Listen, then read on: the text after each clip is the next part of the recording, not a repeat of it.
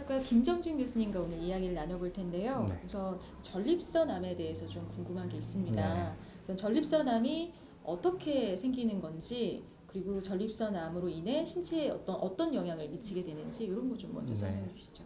이 전립선암 같은 경우에는 보통 두 가지로 설명을 해요. 이제 다른 암도 사실 마찬가지인데 이제 기질적인 원인이라고 그래서 어떻게 보면 내가 태어났을 때 내가 대략 몇 살 정도 되면 어쩔 수 없이 내가 운명적으로 암에 걸리는 그런 경우가 있고 암이 안 걸려도 되는 사람이 이제 암에 걸리는 경우가 있다고 할 수가 있어요. 근데 이제 전립선암 같은 경우에는 우리가 예전에는 우리가 이제 환경적 요인을 많이 이야기를 했어요. 한국의 이제 생활 습관이 서구적으로 변하면서 대장암과 식생활. 그렇죠. 부분이. 식생활이 이제 서구 육류 섭취가 많아지고 이렇게 하면서 위암은 줄어들고 대장암은 늘어나고 전립선암은 늘어나고 뭐 이런 식의 이야기를 많이 들었어요. 근데 인간 게놈 프로젝트가 이제 완성되고 거기에 대한 분석을 시작하면서 전립선암도 사실은 내가 어떻게 잘못 살고 환경이 어떻게 바뀌어서 걸리는 그런 암이 아니고 기질적으로 그렇죠. 어떻게 보면 내가 타고나는. 그렇죠. 걸리는 것으로 우리가 좀 운명 지어져 있다? 좀 이렇게 얘기를 해요. 그래서 전립선암 같은 경우에는 어떻게 보면 어쩔 수 없이 오는 병이라고 보는 게 더 맞다고 저는 생각을 해요. 그렇기 때문에 전립선암은 어떻게 보면 내가 식생활을 잘하고 뭐 생활 습관을 좋게 해서 예방할 수 있는 병이라기보다는 내가 그 병에 걸릴 만한 확률이 얼마인지를 평소에 잘 꼼꼼하게 체크해 보는 게 굉장히 필요해요. 근데 근데 전립선암이 다른 암에 비해 진행 속도가 좀 느리다고 들었는데 이거 사실인가요? 네, 전립선암이 다른 암에 비해서 평균적으로 보면 진행이 느린 건 맞아요. 근데 똑같은 전립선암이라고 그래도 어떤 전립선암은 굉장히 천천히 진행해서 내가 사는 것과 무관하게 진행되는 반면에 우리가 일부 전립선암은 굉장히 빨리 진행을 하게 되는 거거든요. 그렇기 때문에 우리가 이 암이 걸렸다고 했을 때 이제 무작정 치료를 안 했을 때 생길 수 있는 결과를 책임질 수가 없는 거죠. 근데 우선은 이제 제대로 검사를 받아서 진단을 받고 네. 또 그리고 치료에 들어가야 할 텐데 네. 어떤 검사를 통해서 진단하게 되는지 네. 또 치료법은 어떤 게 있는지 좀 설명해 주시죠. 네. 전립선암 같은 경우에는 아주 작은 혈액으로 암이 있는지 여부를 예측할 수 있어요. 혈액 검사만으로. 네, 그렇죠. 아주 작은 혈액을 뽑으면 이 환자가 최소한 암이 없는지는 알아낼 수가 있어요. 검사는 비교적 좀 쉬운 편이네요. 그렇죠. 그렇기 때문에 건강 검진을 할 때 우리가 이제 대부분의 건강 검진의 그 프로그램에 이게 포함이 되어 있나요? 네, 이게 여기? 포함이 돼 있죠. 네, 포함이 돼 있어서 건강 검진을 꾸준하게 받으면 우리가 조기에 진단할 수 있는 암이기도 해요. 나이가 너무 많아 수술 못하는 사람을 제외하고는 한국에서 전립선암이 진단이 되면 95% 정도는 수술을 한다고 보면 돼요. 네. 수술이 아주 좋은 치료인데 국내에서는 전체 전립선암 수술의 한 80% 정도가 로봇으로 하고 있거든요. 저도 마찬가지고 이 수술 자체가 굉장히 힘든 수술이에요. 그 설명을 드리려고 제가 이 모형을 가져왔는데 네. 여기가 지금 전립선. 네, 그렇죠. 우리가 이게 이제 골반을 좀 확대하는 건데 이 방광 안쪽에 전립선이라는 부분이 있어요. 이게 골반이 굉장히 깊은 안쪽에 있게 되거든요. 그리고 이 뒤에 보면 이 직장이 있는데 직장은 굉장히 섬세한 기관이에요. 네. 그래서 직장에 손상을 주지 않고 전립선만 제거를 하고 전립선 및 정낭을 제거하고 우리가 남아있는 우리 방광과 요도를 문합하는 이런 수술을 해야 되는데 굉장히 유리한 수술이지만 수술을 안전하게 하는 게 어려웠어요.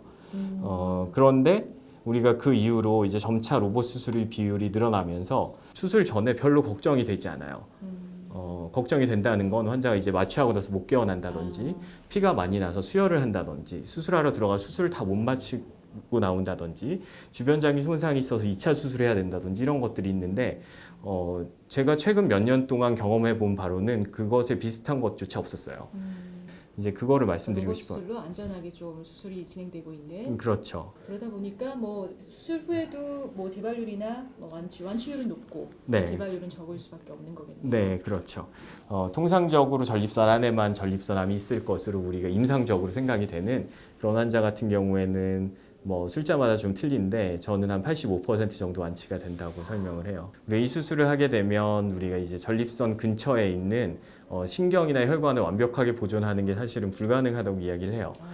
그럼에도 불구하고 이제 로봇 수술을 전문적으로 하다 보면 점점 더 신경이나 혈관을 잘 보존할 수 있어요. 그래서 우리가 수술 후에 우리가 가장 흔하게 환자분들이 걱정하는 요실금이라는 병이 있어요. 요새 최근의 관점은 담당 교수가 수술을 잘하면 요실금이 거의 없다는 게 정설이거든요. 정밀하게 수술 잘 해놓으면 요실금의 그렇죠. 후유증은 없을 수 있다. 네. 그럼 저희 또 신장암 얘기도 좀 해봐야 할 것 같은데요. 신장암은 왜 생기는 걸까요? 원인이 뭘까요?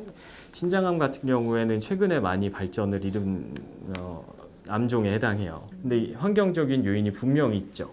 우리가 이제 첫 번째는 이제 흡연이 문제가 돼요. 그리고 두 번째는 비만이에요. 우리가 지방세포에서 나오는 여러 가지 것들이 이제 신장암을 일으키는 걸로 돼 있고, 그리고 당뇨가 있으면 우리가 신장암이 잘 걸리는 걸로 돼 있어요. 이 세 가지 요인이 있으면 각각 한 2배 정도 신장암이 더 잘 생겨요. 뭔가 건강하지 않은 그런 요소들이 결국 그렇죠. 신장암의 이렇게 위험 요인들이 되는 네, 거다. 네. 그런데 이 세 가지 위험 요인이 원해서 걸리는 사람은 저는 없다고 생각을 해요. 그래서 제가 여기서도 말씀드리고 싶은 얘기는 신장암도 아주 쉽게 검진을 통해서 우리가 진단을 해낼 수 있어요. 신장암은 아주 작은 경우에도 우리가 영상 검사를 통해서 아주 쉽게 진단을 할 수 있고 초기에만 찾아내면 완치율이 굉장히 높은 암이에요. 그래요. 그러니까 초기냐 아니냐가 굉장히 중요한 포인트가 되겠네요. 네. 크기가 커질수록 우리가 예전에는 크기가 크면 수술을 못 한다고도 얘기했는데 이제는 그런 건 없어요. 우리가 의학적 기술이 발달하고 특히 제가 얘기하는 로봇 수술이 발달하면서 우리가 암 조직만 제거하고 나머지 기관을 봉합하고 재건하는 이런 기술이 아주 발달했기 때문에 아주 큰 환자라고 하더라도 우리가 암 조직만 제거하고 나머지 조직을 살리고 이런 것들이 가능해요. 하지만 무엇보다 초기에 발견하는 게 훨씬 중요해요. 주로 나타나는 뭐 성별이나 연령대는 따로 있나요, 신장암은? 우리가 통상적으로는 이제 국내 통계를 따르면 우리가 이제 남자 환자들이 좀 더 많이 진단이 되는 걸로 돼 있거든요.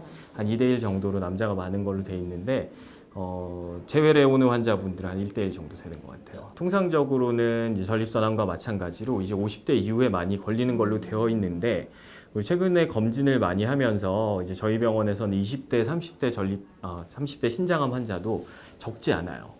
그래서 여기서 중요한 사실은 신장암은 그럼 어떻게 우리가 검진을 통해서 알아내냐. 제가 초음파를 얘기를 하려고 그래요. 복부 초음파거든요. 초음파에서 거의 검진이 다 되나 보죠? 네, 초음파를 통해서 거의 모든 신장암을 초기에 발견을 할 수 있어요. 이거는 혈액을 뽑아야 되는 것도 아니잖아요. 그렇죠. 그렇기 때문에 이거를 안 하는 건 사실 제가 신장만을 위해서 이 검진을 하라는 건 아니에요. 간도 볼 수 있고 우리가 여러 가지 질환을 스크리닝 할 수 있기 때문에 초음파는 굉장히 좋은 검사예요. 특히 뭐 조기 발견이 굉장히 또 중요하다고 하셨으니까 그렇죠. 네. 어남이나 그렇겠지만 네. 근데 사실 좀 증상이 나타나야 병원을 좀 가게 네, 되잖아요. 네. 좀 전조 증상이라는 게 있을까요? 신장. 네, 그러니까 대부분 증상이 없어요. 우리가 이제 제가 예전에 배우던 교과서에 보면 옆구리가 아프다든지 옆구리에 뭐가 만져지거나 소변에서 피가 나오고 이렇게 해서 병원에 왔다고 하는데 제 환자 중에 그런 환자는 굉장히 드물어요. 더 이상 그렇게 우리가 증상이 생기고 난 이후에 치료를 하는 사실 시대는 아니고 이제 대부분 그 전에 확인을 하는데 얼마나 빨리 진단을 하느냐가 관건이에요. 그렇다면 신장암 뭐 역시 로봇 수술로 주로 치료하게 되는 건가요? 신장암. 신장암은 무조건 수술을 해요. 이건 무슨 얘기냐면 수술만 신장암은 1기, 2기, 3기, 4기라고 해서 우리 원격 전이가 있는 4기암까지 얘기를 하는데 4기 경우에도 우리가 암의 크기를 줄이는 몸 안에 있는 암세포의 양을 줄이는 우리가 신장 절제술을 하고 최대한 우리가 전이된 부분까지 제거하는 수술을 하게 되면 우리가 생존율이 올라가게 돼 있어요. 그러니까 더 오래 살 수 있다는 이야기거든요. 그렇기 때문에 무조건 수술할 수 있는 컨디션이 되면 하는 게 좋아요. 우리가 신장 바깥쪽에 우리가 암이 생기는 경우에는 우리가 암만 제거를 하고 봉합하는 수술을 했어요. 그런데 이제 최근에는 우리가 크기가 아주 커서 우리가 신장의 많은 부분을 이미 잃었거나 신장 안쪽에 암이 있는 경우 우리가 신장 안쪽이라고 하면 우리 직수관 근처에 있는 거거든요. 네. 그래서 이건 암을 제거하고 우리가 제거만 해주면 되는 게 아니고 암을 제거하고 이 혈관이 우리가 수술할 때 같이 손상을 입으면 이거를 재건을 해줘야 돼요. 그래서 아주 정밀한 수술이 필요한데 우리가 몸에 있는 필터기 때문에 계속 혈액이 돌아요. 그래서 그렇죠. 네. 우리가 로봇 수술이 도입되기 전에는 이 수술을 할 때 굉장히 출혈도 많았고 환자들이 굉장히 힘들어하고 건강하지 않으면 우리가 신장에 있는 종양을 부분적으로 제거해서 봉합하고 있는 수술을 하지 않고 우리 신장 한쪽을 드러내는 수술을 했어요. 그러니까 신장을 좀 보존하는 방법으로 네. 수술을 하는 게 가장 유리한 건데 이제 그 방법에 있어서 로봇이 굉장히 뛰어나요. 저 안에 있는 그런 종양도 다 제거를 할 수 있고. 네, 그러니까 이제 의학 기술이 굉장히 계속 발달을 하면서 더 이상 신장을 제거하지 않아도 이제 암 조직만 제거를 하고 봉합을 해줬을 때 훨씬 더 경과가 좋다는 거거든요. 그렇다면 이제 마지막으로 신장암을 좀 예방하거나 좀 극복할 수 있는 뭐 생활 속에 좋은 습관이나 방법 이런 게 있을까요, 교수님? 제가 이런 질문을 많이 받는데 제가 있다면 권장을 해드리고 싶어요. 네.